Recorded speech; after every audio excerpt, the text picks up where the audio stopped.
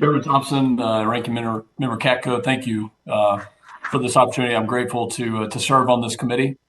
And really, there's no greater importance to our country than for us and those in our military and law enforcement to safeguard the American people from any threats. As a 20-year veteran of the U.S. Air Force myself, and somebody who has fought all over the world, and most recently against terrorism in the Middle East, I hope that I can bring some value in that same commitment to our work here. As you may know, the 11th District of Texas, which I represent, is a critical intersection of national security interest for our country.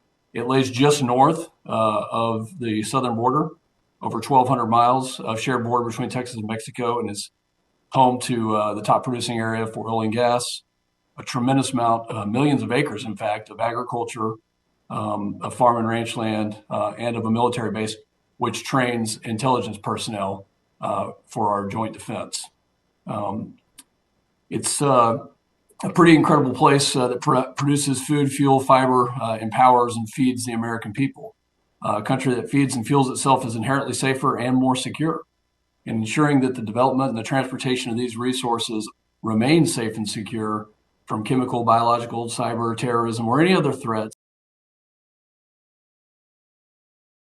is of utmost importance. So I appreciate the work that's being done here. I'm additionally thankful for the trust bestowed upon me to use my experiences to lead my Republican colleagues on the Subcommittee for Intelligence and Counterterrorism.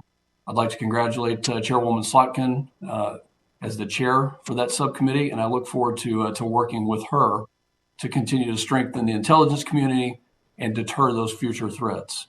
I look forward to working together with all of the committee on something that really is a nonpartisan issue, the security of our country.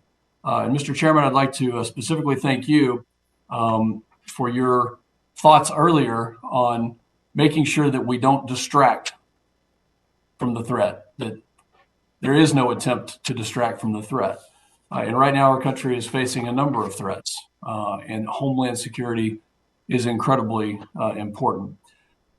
I'd like to explore a topic, and I'll start with Mr. Greenblatt on the subject of rhetoric, and specifically that rhetoric which could embolden. And I'd like to kind of pull this thread a little bit, Mr. Greenblatt, and ask your opinion on the escalation of rhetoric that has happened. And I'll use a partisan term that's happened on both sides, or the lack of rhetoric or the lack of ability to condemn violence or selective condemnation, and just hear your thoughts on where we are today and how that rhetoric has shaped this point. So, Mr. Greenblatt, over to you.